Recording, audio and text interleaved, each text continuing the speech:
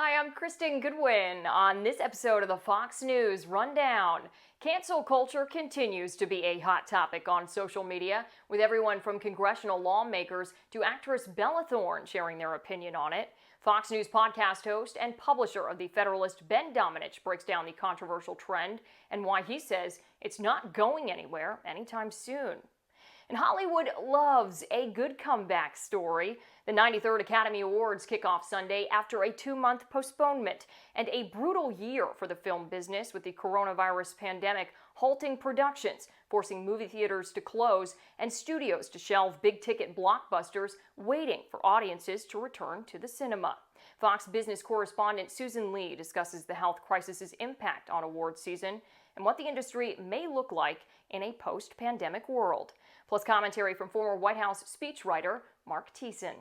The Fox News Rundown is a daily news podcast where we take a deeper look at the stories important to you.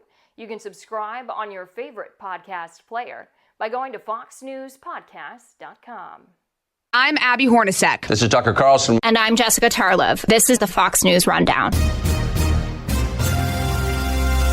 Friday, April 23rd, 2021. I'm Lisa Brady. We hear the words woke, race, canceled, and boycott a lot lately. So is this tension here to stay? I think that the culture war is not going to leave us alone anymore. It's going to be a dominant factor that takes over our entire conversations for the foreseeable future. I'm Chris Foster. People are starting to go back to the movies, but some changes to the movie business brought about or sped up by the coronavirus pandemic may stick around. There's a rethink right now, especially from the movie business and the theatrical releases and whether or not that theatrical window is toast. Because you saw that this year, right? With Warner Brothers and HBO Max releasing these blockbusters simultaneously on streaming and in the theaters. We speak with Fox business correspondent Susan Li. And I'm Marc Thiessen. I've got the final word on the Fox News Rundown. One debate leads to another on Capitol Hill. For instance, the House vote Thursday to make Washington, D.C. the 51st state. Democrats say it's about full representation for D.C. residents. House Minority Leader Kevin McCarthy says it's really about a much broader agenda. Another ploy to consolidate power so they can jam through socialist policies like the Green New Deal, court packing, and defunding of the police. This as dozens of House Democrats sent a letter urging the Senate to scrap its filibuster rule, which requires 60 votes to advance most measures. My constituents do not care about arcane Senate rules and procedures. Instead, Colorado Congressman Jason Crow says they care about gun violence, health care, and the climate crisis, suggesting Republicans and rules are standing in the way. But is the country really as divided as the political debates sound? The fact is that most Americans actually have similar views when it comes to the way that they view their neighbors, the way that they engage on issues of race and politics. Ben Domenech is publisher of The Federalist, a Fox News contributor, and host of the Ben Domenech Podcast. They aren't as far apart as the media might reflect in terms of the way that they interact with these issues. And yet, the dominant big tech-backed media entities that exist out there frequently engage on these subjects in ways that are designed to foment division. Certainly, I think that that's true when it comes to the issue of critical race theory, its injection into our schools and our education system and our workplaces, where you see, people who are truly afraid of expressing themselves in public on any number of different news issues and political issues for fear that they will, run up against a significant human resources complaint or have their own careers affected in a negative fashion by expressing views. And that's something that I think we see taking on a newly weaponized nature underneath a Biden administration that really does seek to put these issues at the center of the conversation repeatedly. When you look at the speech that he gave the other night regarding the George Floyd verdict, It was one that was essentially condemning America overwhelmingly as being a systemically racist nation. This is not the kind of thing that we've heard from a president before. And it's very disturbing to me because it represents a real break with history when it comes to not just the way that presidents interact with these divisive issues, but also to the way that the Democratic Party has interacted with them historically. Since anyone who doesn't fit or follow the chosen narrative, though, does seem to risk getting canceled or boycotted, is there a way to turn a corner on this, or is this just going to continue unless there's a change in administration? I think that the culture war is not going to leave us alone anymore. It's going to be a dominant factor that takes over our entire conversations for the foreseeable future. This is unfortunate. It's not the kind of thing that we have experienced historically in America, but it is, I believe, the reality that we have to wrestle with. Unfortunately, there are increasing demands on normal American citizens to take stands on issues that historically had been much more, the realm of politicians or public figures. Instead, I think people have to be ready for the fact that the bumper sticker they have on their car, the shows that they watch, the things that they bring up in water cooler conversation are going to be used against them or could be used against them by all manner of their fellow citizens. That's not something historically in America that we've seen. It has much more in common with the Maoist Cultural Revolution in China. But it is something that I think we have to grapple with and wrestle with because it is the new reality, and it is endorsed not just by these woke lefties who have come out of the Ivy League system and now run our HR departments and more, but also by so many big American corporations who find that to be the path of least resistance. Is this something only Republicans are worried about, though? I mean, and I'm not trying to vilify Democrats. There are many Democrats who are just good people and want things to be better for more people, I'm sure. But it seems like when you talk about kind of this new reality, is that something only Republicans are worried about and the rest of the country that isn't Republican thinks it's just fine? It's actually not. And here's why. Because there's so many people who fall into the category of what you might consider an old guard liberal. If you look across the media landscape, I'm sure people are familiar with hearing these kinds of things from the likes of Bill Maher, but they're also hearing it from a number of people like Steven Pinker or Andrew Sullivan or others who are in that category of actually believing what the ACLU was saying back in the 1990s. Instead, now they're being put into a position where they can be canceled or really have their careers diminished or struck down by an increasingly woke left. And this is something that you saw play out at the New York Times as well. The reality is that these are people who have very little tolerance for anyone who breaks with them on their woke ideology. And for many of these old guard liberals who came up with, the idea that they were the ones in favor of free speech, that they were the ones who were taking a stand against puritanical conservatives, they're the ones who are often, at the tip of the spear on this and are frequently running into the challenges of what Gen Z is demanding of them when it comes to all of these different ideological tests. That's something that I think is going to become an increasing political divide between whether you value free speech and free thought or whether you are beholden to these young woke interests that seek only to dominate, to destroy, and to eradicate people who have the audacity to speak out in ways that conflicts with their ideology. Do you think Democrats are underestimating an issue like ending the filibuster in the Senate? Or would enough people care about that if it happens for it to make a difference in the next election cycle, let's say? The filibuster always struck me as being the thing that was likeliest to change out of all of the extreme steps that the Biden administration might take up. It's a lot more likely to me that the filibuster goes away than that, for instance, Washington, D.C. or Puerto Rico become states, or that they are able to pack the Supreme Court. But the filibuster is a Senate historical item that fewer people have allegiances to. And obviously, if it vanishes, that means that there's a number of things that would immediately be put in place in terms of changes.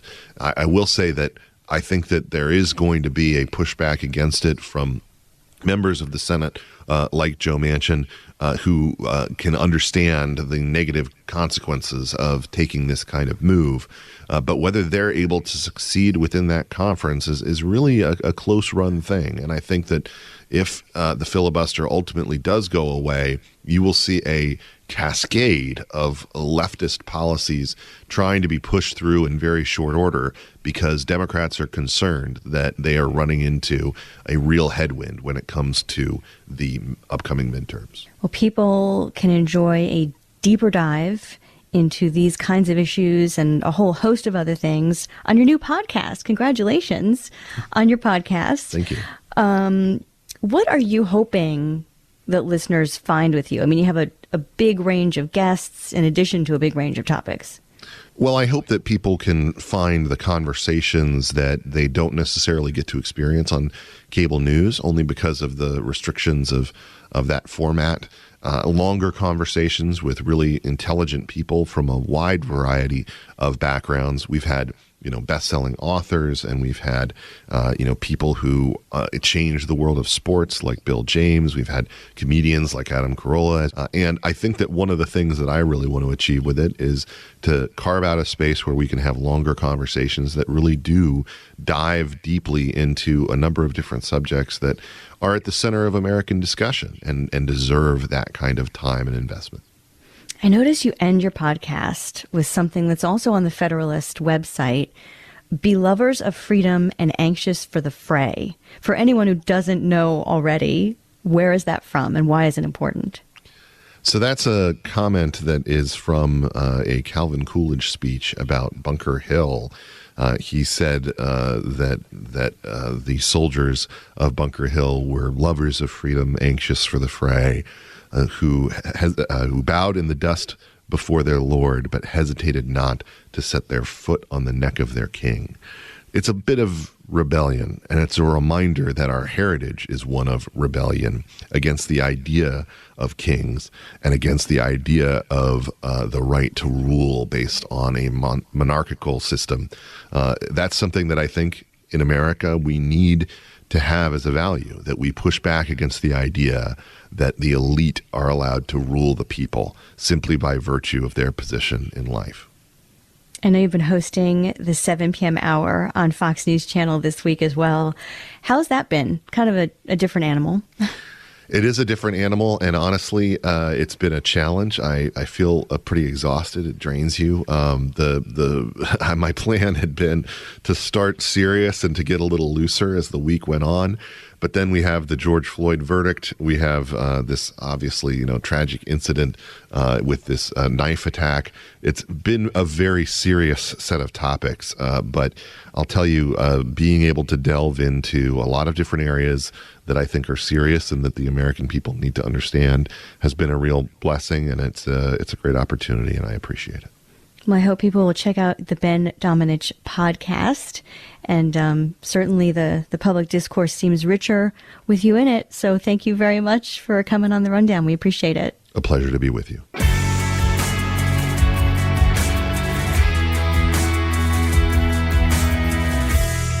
This is Marc Thiessen with your Fox News commentary coming up. The Academy Awards are on Sunday. Like with every other movie over the last 13 months, very few people actually saw this year's nominees in theaters because of the coronavirus pandemic.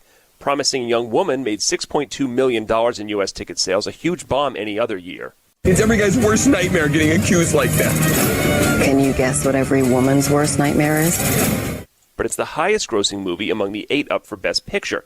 Doesn't mean people didn't see those movies, they just saw them at home, rented, or on a streaming service. Overall, at actual movie theaters in 2020, ticket sales were down 80%.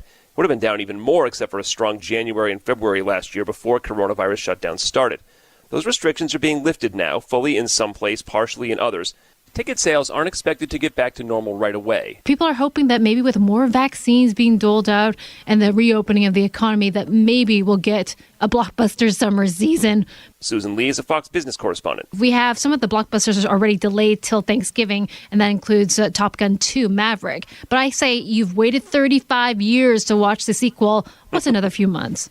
Yeah, I mean, some movies that were supposed to come out last year already kicked to, like you said, Thanksgiving, or even in some cases like early next year. That's right. Yeah. So, look, I'm talking to some movie industry insider type people who say this is just a blip. People are always going to go to the movies, even with streaming. Like they still go to ball games, even though they're on TV, for example. Right. You know? Right. I agree. I mean, a big sign of hope has been this Godzilla versus Kong. Yes. It did really good business relative to how many people, like you said, could even be in a theater, even though it was on HBO Max at the exact same time.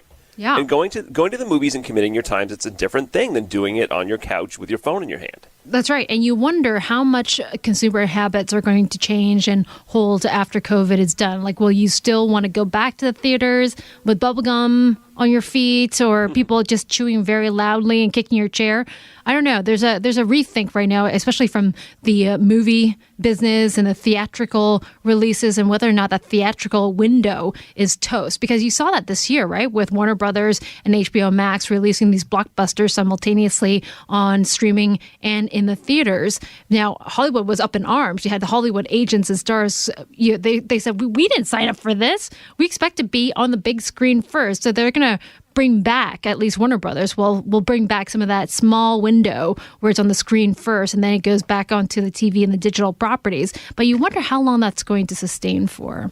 Yeah, I mean, it used to be months and months and months before, back in the day, a movie would show up on VHS tape or HBO or Blu-ray. Or HBO, or Blu-ray or whatever, or HBO, whatever we had then. And now, like you said, it can literally be the exact same day. So they're going to have to do a rethink of the relationship between movie companies and theater companies. Maybe some more ticket money stays with the theaters. I don't know. Yeah, well, I would say that there has been some encouraging signs this week that maybe the big screens and going back to the theaters is something that we'll do again once COVID is done. You saw that did you see Netflix's earnings and their guidance? They only guided for 1 million new paying subscribers this springtime from March to June. That is the lowest in Netflix's history. I've never seen 1 million new subscriber ads. And they're saying that COVID, there was a pull forward effect. So the people that wanted to sign up for Netflix, they already did last year in 2020 when they were locked down and stuck at home and streaming and a lot of Netflix. But this year, that might change. Maybe they want to go out. They don't want to be stuck at home. They've been doing this for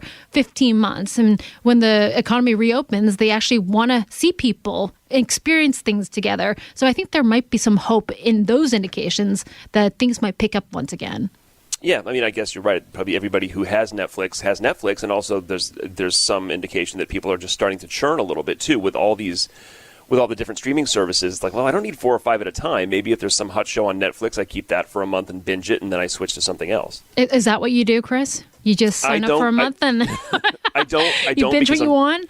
I don't, but I'm too lazy to turn the things on and off. But that's probably what I should do if I want to pinch a couple of pennies. Yeah. Okay. Now, so like the restaurants during the pandemic, these big chains like AMC, Regal, they have the capital or the ability to get capital to ride this out. Yeah. Right.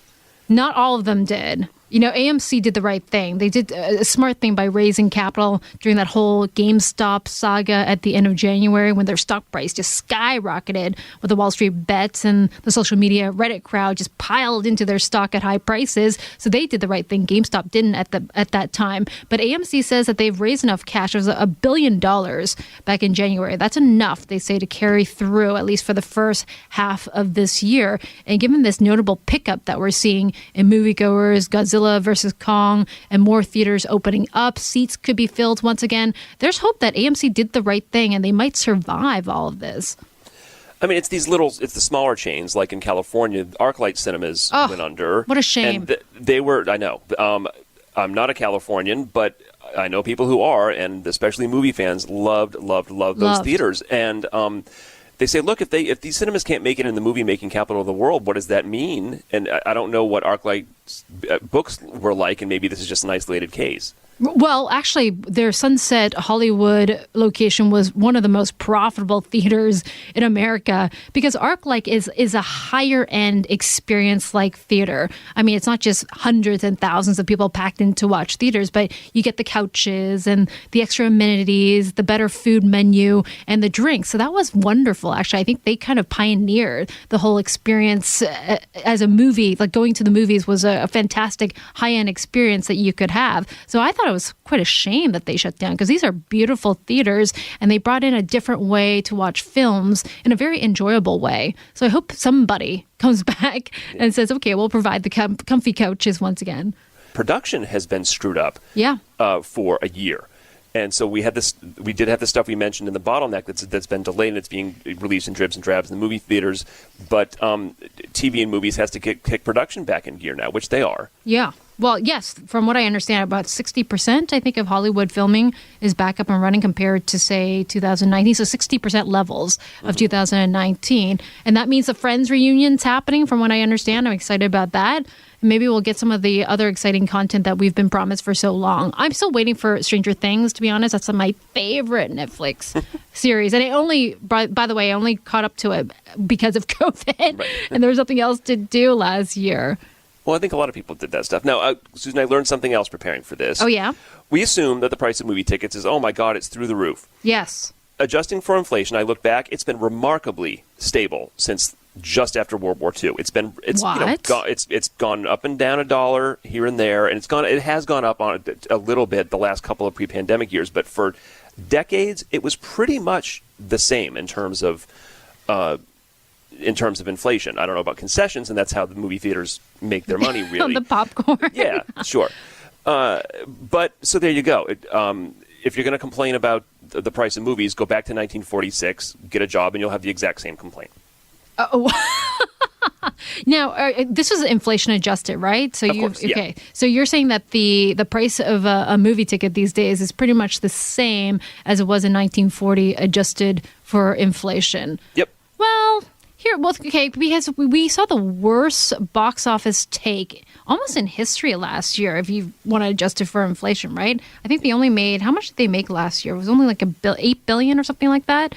I mean, that was a hard year for the movie industry and also people that work in the filming industry as well, since production was shut down pretty much across the board. But I would say that AMC, Cinemark, these movie theater chains, they want their money back. And in order to please shareholders, they better see a resurgence in ticket sales. Oscars are Sunday. Do you care? Did you see a lot of them? Did you see any of them? Do you have a favorite? Do you have a favorite or two? I do have a favorite. Tell me what you thought if you watched Nomadland. It was very... I saw it. I saw four of the nominees. Nominees, okay. And Nomadland and Judas and the Black Messiah were probably my two favorites. I haven't watched that one yet. I heard that's really good. So I watched Nomadland. I've watched The Sound of Metal, which I thought was a little slow. I mean, Riz Ahmed was very compelling, but still, to get through, that was a 2.5-hour film. And I thought a lot of this could have been done in 90 minutes. Nomadland, though, was so beautiful. And it was aching to watch because you think about all these disillusioned older workers in the economy that have just been left behind, having to live in their cars and their vans. And Frances McDormand, my God, what a performance. What did you think? It was just so raw and real. It was great. It was a terrific movie. And like everybody else, we watched that one on Hulu. That's right. And so all of these Best Picture nominees, very few people, if anybody, actually saw it with a crowd at the movies. Yeah. Well, that's a good question. I think very few, and especially with these artistic films, they're usually small crowds, small theaters anyways, not a lot of screens that show them. But it's also a streaming year, if you think about it. I think Netflix led the way with nominations once again, and Apple TV Plus had their first nomination this year with Greyhound and Tom Hanks. But I'm rooting for Chloe Zhao. I like the diversity as well in the Academy Awards, something that they've been promoting since 2016. Remember that year when they said Oscars so white was a hashtag? But this year, you're looking at a lot more diversity, which I appreciate. So the Boseman in the Best Actor category, likely a winner, right? Yeah. And I think she will Boswick? win for yes, Boswick. And I think she will actually win for directing Nomadland. I wouldn't be surprised anyway. It was so beautifully shot. I mean, the sunsets were gorgeous against the backdrop of the mountains. I thought it was just spectacular. Well, I haven't been to the movies in more than a year. I plan to get out there as soon as possible now that I've got the jabs. Yeah. So paying $15 and then you'll buy the popcorn and the pop on top. I will. Maybe some Chewies. I feel like it's my duty. I've got a little independent theater within walking distance from me that I never sneak any food into because I know that's how the guy makes his money. I buy the biggest popcorn. I try my best. Thank you for coming Thank on. you. Susan Li with Fox Business on the Fox News Rundown. Susan, thank you. Thank you.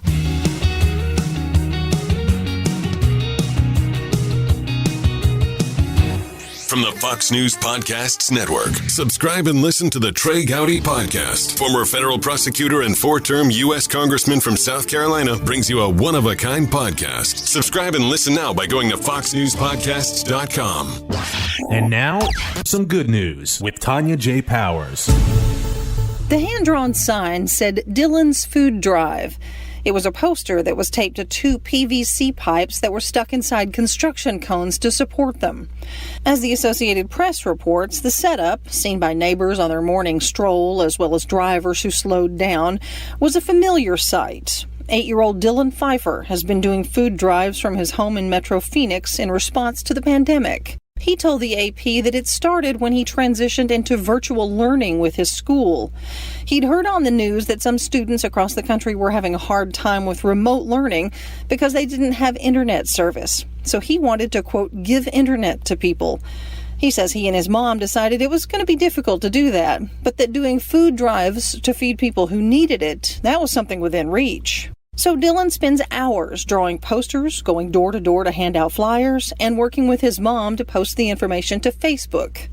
So far, he's hosted 3 food drives from his home and is planning the next one for June when summer vacation starts. Dylan says he's collected more than 1,000 cans and boxes of non-perishable food and more than $900 in donations. On its website, St. Mary's Food Bank in Phoenix says it can convert $1 into 7 meals, meaning Dylan has been able to provide more than 6,500 meals on just monetary donations. Dylan says he'd do a food drive every day if he could. He doesn't just collect the food. He and his younger sister have even attended a couple of food packing events at the facility where the community donations are sorted and packed for residents and families in need. And Dylan has a message for others. Quote, I would tell other kids who wanted to host food drives to just do it. Tonya J. Powers, Fox News.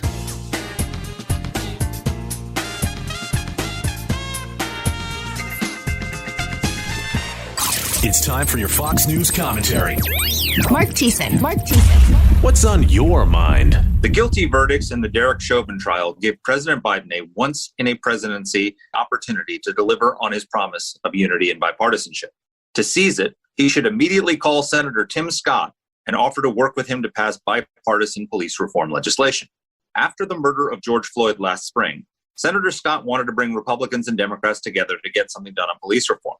As a black man who had experienced police discrimination, he did not want to let the moment pass without bipartisan action. So he introduced the Justice Act and incorporated a number of Democratic proposals into his legislation. These include making lynching a federal hate crime and withholding funds to police departments that fail to report to the Justice Department when no-knock warrants are used. Scott's bill could have been the basis for bipartisan compromise, but 5 months away from a presidential election, Democrats were not interested in bipartisanship. Rather than work with Scott, Democratic leaders attacked him. Senator Richard Durbin, the second-ranking Democrat in the Senate, called Scott's bill a, quote, token, half-hearted approach. Durbin later apologized for using the word token after Scott said, it hurts my soul.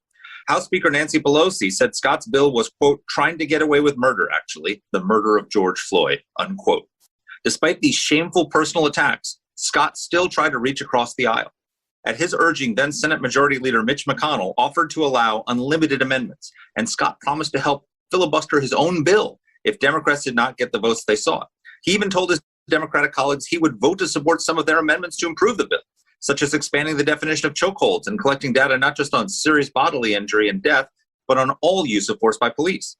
With Scott on board, many of those Democratic amendments would have gotten enough Republican support to pass. And if the final result was still not satisfactory, Democrats would have had another chance to improve the bill further in negotiations with the House.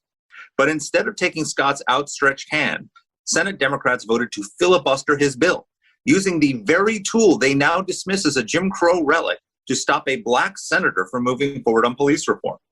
12 senators would have been enough to overcome a filibuster. But in the end, only 3 members of the Democratic caucus, Senators Angus King, Joe Manchin, and Doug Jones, voted to advance Scott's bill, which killed any chance of passing police reform.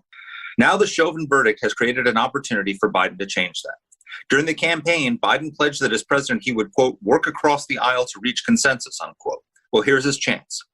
Just as President George W. Bush reached out to Senator Ted Kennedy to pass bipartisan education reform, Biden should reach out to Scott and work with him on bipartisan police reform. He should insist that Senate Democrats bring the bill he negotiates with Scott, not a Democratic substitute, to the floor and pass it with a filibuster-proof bipartisan majority. He should call on House Democrats to support the compromise he reaches with Scott. And he should invite Scott and other Republicans to the White House so he can sign the bill into law surrounded by leaders of both parties. After his election, Biden declared, quote, the refusal of Democrats and Republicans to cooperate with each other is not some mysterious force beyond our control. It's a decision, a choice we make, unquote. If Biden makes a choice not to cooperate at this moment on this issue, then his inaugural promise to put his whole soul into uniting the country was nothing more than a lie. I'm Marc Thiessen. You've been listening to the Fox News Rundown. Stay up to date by subscribing to this podcast at foxnewspodcasts.com. And for up-to-the-minute news, go to foxnews.com.